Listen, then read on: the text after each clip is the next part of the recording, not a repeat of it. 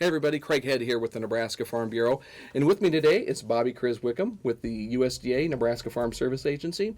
You know, it's been a brutal winter and spring for many farmers and ranchers across our state, struggling with the weather conditions that have hit almost everywhere in Nebraska. And there's not a day that goes by here in our state where we don't get questions from farmers and ranchers about possible assistance that they could get to help them with recovery efforts. And so today, to help get some of those questions answered, with us is Bobbie. That's why she's here. And Bobbie, appreciate you taking time to be with us. I'm glad to be here. You bet. Well, Bobbie, let's just start. We're just going to walk through some questions. Let's start with the first one. Basically, if I'm a farmer or rancher and I've had some livestock or crop losses, what's the first thing I should do if I'm looking for some assistance from a federal program? Right. If you're a producer who has agricultural losses and you want to consider accessing federal agriculture disaster programs, you should really contact your county farm service agency office as the first place to go. They'll be able to talk you through the various programs that are available and how those programs are implemented. Not everyone may be familiar with their county office, so I would advise folks to type offices.usda.gov into their internet browser, and a clickable map will pop up so that you can click on your county and it'll have the phone number for your office as well as the physical address, so that you can figure out where you need to go to access those resources. Also at that site you'll be able to find contact information for Natural Resources Conservation Service, which is also an important partner in some of these disaster relief programs. So Perfect. that's the place to start. Okay, thank you. Let's talk about cattle losses. Nebraska is the beef state. Obviously, a lot of cattle producers have been impacted. Let's talk about programs that work with losses of cows, bulls, and calves. What types of programs, if I had losses in that area, would be helpful to me? Yeah, sure. The program that we've been talking about in association with livestock losses is the Livestock Indemnity Program, or LIP. LIP is a financial assistance program that pays producers for lost livestock due to an adverse weather event, for losses that are above their normal mortality rate. Generally, USDA sets a national payment rate per head for this program, and the 2019 rates have been set. So, for instance, for cows, there's a payment rate of like $916, for instance. Bulls, more like $1,100, and calves, weight $400 to $799. Those calves are worth something like $660. So, there's payment rates associated with those lost livestock due to that adverse weather event. And the other thing I wanted to point out with LIP is that it's a livestock indemnity program, so swine or even poultry that maybe were lost due to an adverse event like the flooding that we've had also may be applicable under this program. Okay. I know there's some deadlines associated with LIP. Maybe talk a little bit about the window of when LIP kicks in and when people need to be making sure they get those losses reported to you guys. Yeah, with LIP there are a variety of, there's a couple of different pieces to the application process and deadlines associated with each of those pieces. The most important thing, though, for livestock producers to know right now is that in order to establish initial eligibility to be enrolled in the program, you need to contact our office and tell us about those losses through a notice of loss form. So generally, there's a 30-day window to after those livestock losses become apparent for you to get in our office or call our office and file that notice of loss. However, in Nebraska, we've had a pretty rough start to the beginning of this year. We've had those extreme extended cold combined with abnormal precip during January, February, and even the beginning of March, where folks lost some livestock associated with those conditions. And then we had, in mid-March, early to mid-March, the flooding, of course, and the blizzard. So because of all those combined circumstances, we extended or kind of massaged that 30-day notice window. And so for producers who had losses within that January, February, March time period, you have until April 29th to get into our office or call our office and file that notice of loss documentation. Okay.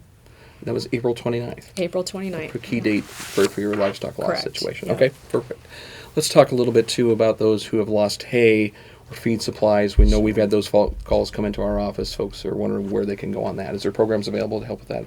Sure. The program that we've been talking about in association with hay losses and feedstuffs, in particular, has been the Emergency Assistance for Livestock, Honeybees, and Farm-Raised Fish, or ELAP, is the acronym for that program. And it does provide some financial assistance for losses that maybe aren't covered by other programs. In Nebraska's current situation, it has been discussed as a tool to financially assist producers who lost hay, maybe washed downstream in the flooding or sat in floodwaters and was destroyed that way. However, at this time, FSA is really uncertain whether that program is going to be applicable for those losses. As we've looked at the program, the regulations are structured so that payments are based on grazing days lost. And because when the flooding occurred, we weren't actively grazing animals on pasture ground at that time, we're having a little bit of trouble getting that regulatory mechanism to work in association with this program at this time. So we're looking into that program and hoping that we'll be able to find a resolution to that matter.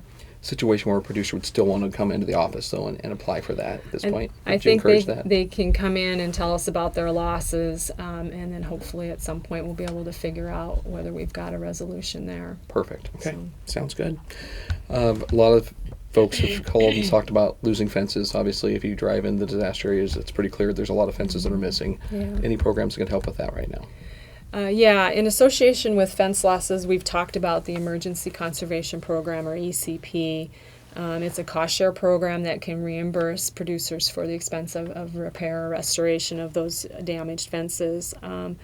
The program's initiated at the county level, and in Nebraska right now, we've got 47 counties that have applied for and been approved to implement ECP, and those are generally the counties that are in those major flooded areas, as well as out in the northwest, a couple counties that were impacted by the blizzard in early March. So 47 counties.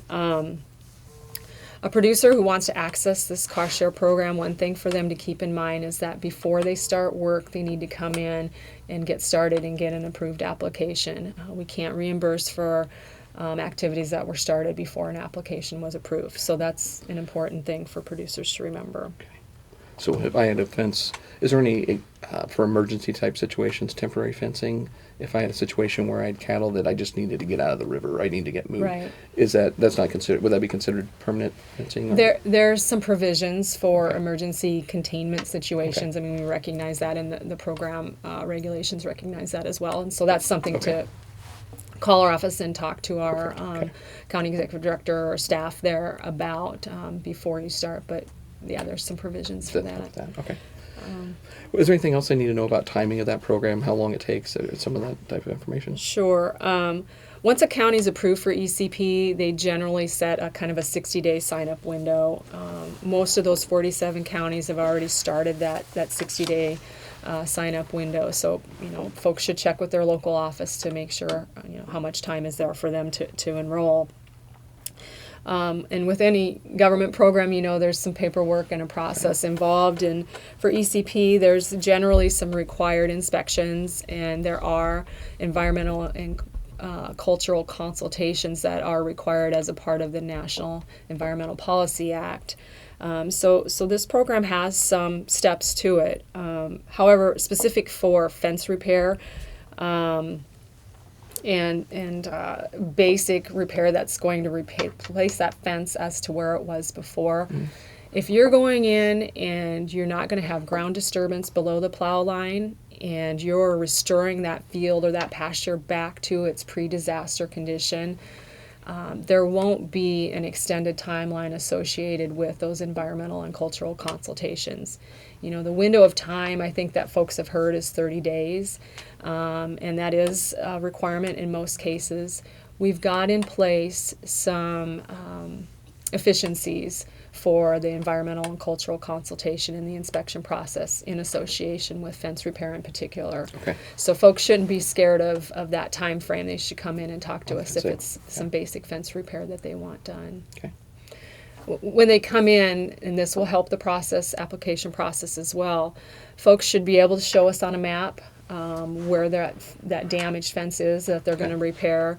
They should be able to generally say maybe how many linear feet of fence they're going to need and what materials and supplies they're going to need to make that repair, so that we have that as part of the application process and we can get them moving forward to make those repairs. And then the last thing I would mention is that along the way, once they've have an approved application through us and they begin that process, make sure you're maintaining your receipts and bills and things associated with those repairs, because that is important for validating those expenses as part of the reimbursement or the cost share process. Okay. Documentation on all these programs, I'm sure, is going to be very critical to folks. Even on LIP, I would assume all that is going to be very important moving forward. Okay. Yep. One of the things I've seen a lot of photos of, and really disheartening to see some of the sand that's left on farms and debris, the photos. I know you guys are very familiar with that situation.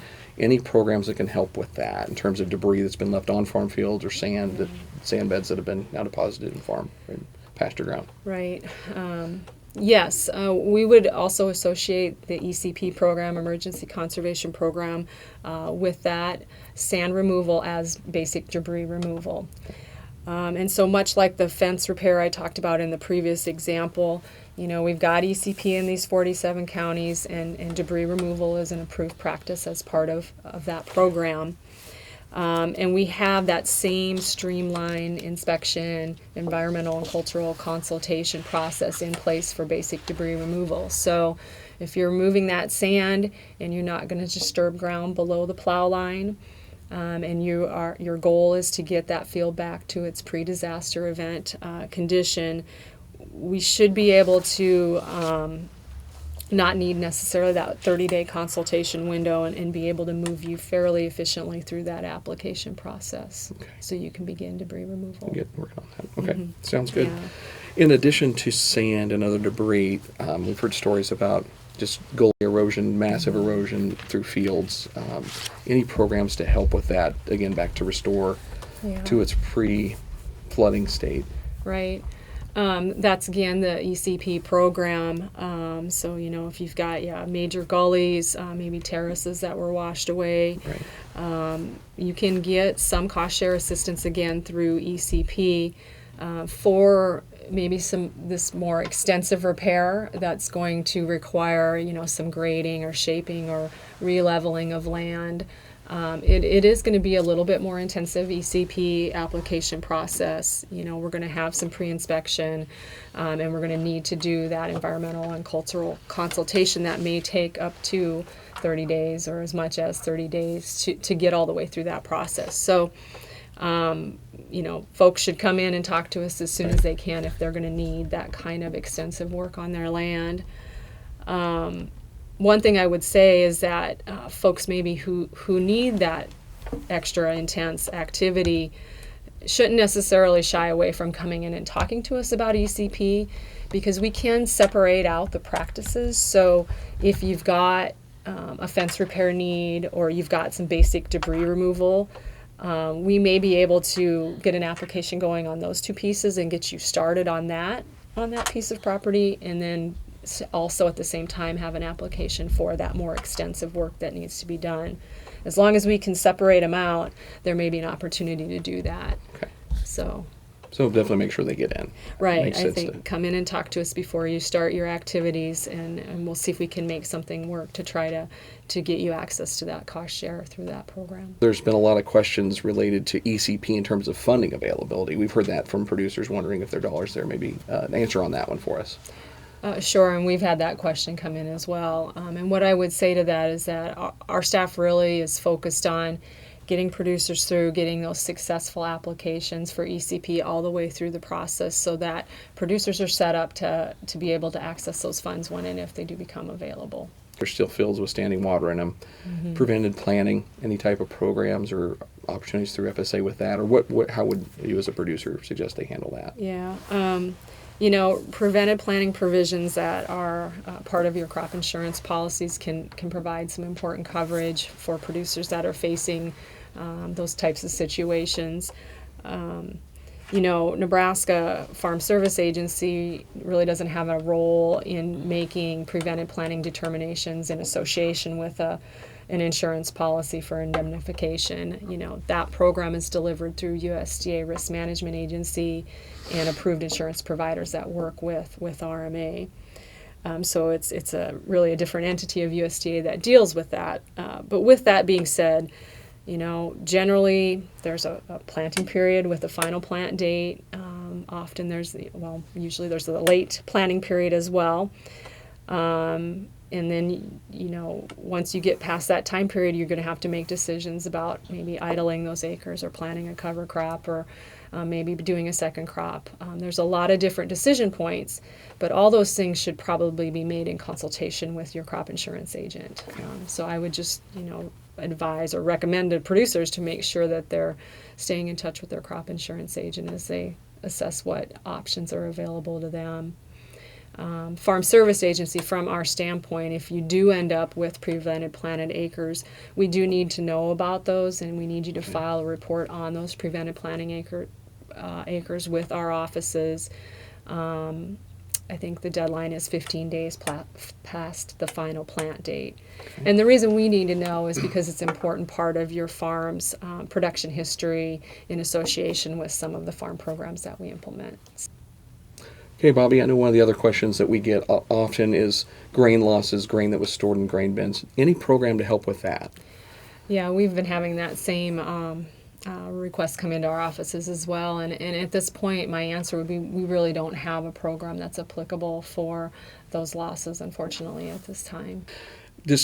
Anything else, Bobbie, that you'd like to share collectively on any of the programs or any closing thoughts that you might have in terms of just summary of important things that people need to do?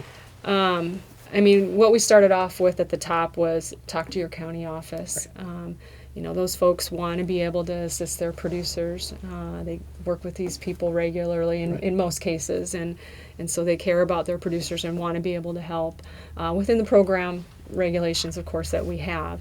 So please, contact your county office. And then the last thing I would say is we're trying to keep information updated on our webpage, which is fsa.usda.gov/NE. Okay. That's the Nebraska Farm Service Agency webpage. And then you also can find good information on the farmers.gov national level website of USDA. So that's a good place to go as well. Fantastic. Thank you so much for your time today, Bobbie, and for the great information. It's one thing for us to give it, but it's great to hear from the people who deal with the programs every day, so very much appreciate you being here. Thanks for having us. You bet. Thanks for watching. Stay tuned to nefb.org for more information on disaster relief, and we'll see you next time.